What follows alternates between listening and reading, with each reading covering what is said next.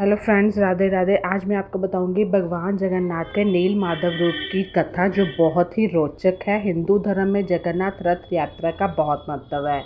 रथ यात्रा, जिसे पूरी रथ यात्रा भी कहा जाता है, एक प्रमुख हिंदू त्यौहार है जो भगवान जगन्नाथ, उनके भाई बलभद्र और बहन सुभद्रा की वार्षिक यात्रा का उत्सव मनाता है। यह यात्रा उड़ीसा के पूरे शहर में जगन्नाथ मंदिर से शुरू होती है, 9 दिन तक चलती है। हिंदू पंचांग के अनुसार रथ यात्रा का तिथि निर्धारण चंद्र कैलेंडर पर आधारित होता है। रथ यात्रा भगवान विष्णु के अवतार का है। यह त्यौहार समानता, भाईचारे का संदेश देता है। रथ यात्रा पूरी शहर और उड़ीसा राज्य के लिए एक महत्वपूर्ण सांस्कृतिक और धार्मिक उत्सव है। लाखों श्रद्धालु हर साल रथ यात्रा में भाग लेने के लिए पुरी आते हैं।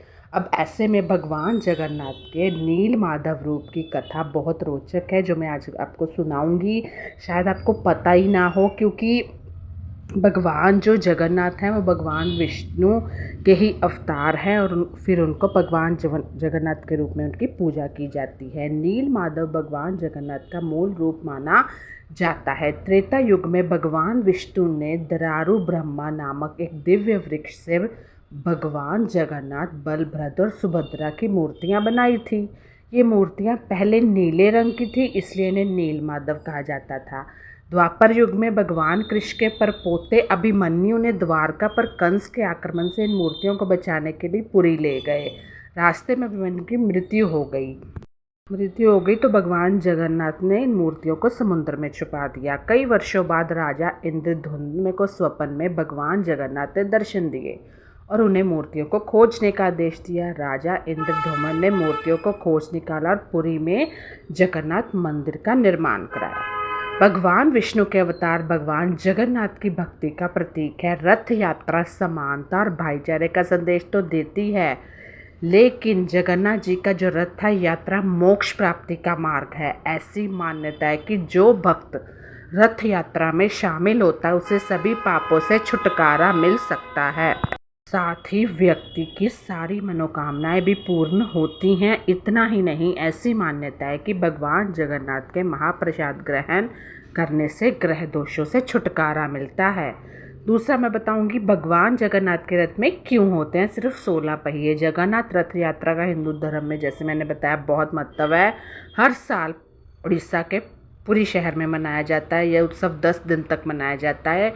इस साल जगन्नाथ रथ यात्रा की शुरुआत 7 जुलाई को दिन रविवार से हो रही है। तो ऐसी मान्यता है कि जगन्नाथ रथ यात्रा में जो भी व्यक्ति श्रद्धा से शामिल होता है, भगवान जगन्नाथ का स्मरण करता है, उनको याद करता है, उन पर भगवान जगन्नाथ की असीम कृपा होती है।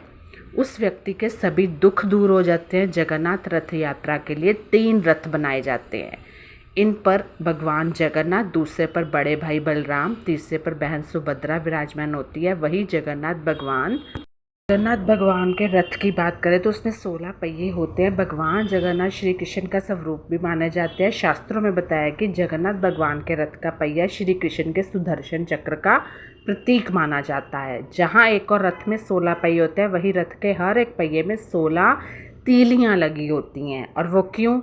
असल में सुदर्शन चक्र में भी 16 तीलियों का वर्णन मिलता है। ये 16 तीलियाँ 16 दिव्य शक्तियों का प्रतीक मानी जाती हैं। ये 16 दिव्य शक्तियाँ भगवान श्री कृष्ण की आराध्य शक्ति श्री राधा रानी से ही उत्पन्न हुई हैं। श्री कृष्ण के अलावा भी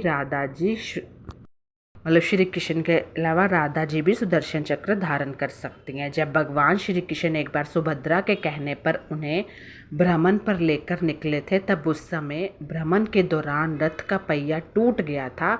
तब सुदर्शन चक्र ने पहिए का आकार लेकर स्वयं को 16 पहियों में बांट लिया था और भगवान जगन्नाथ की यात्रा संपन्न करवाई थी।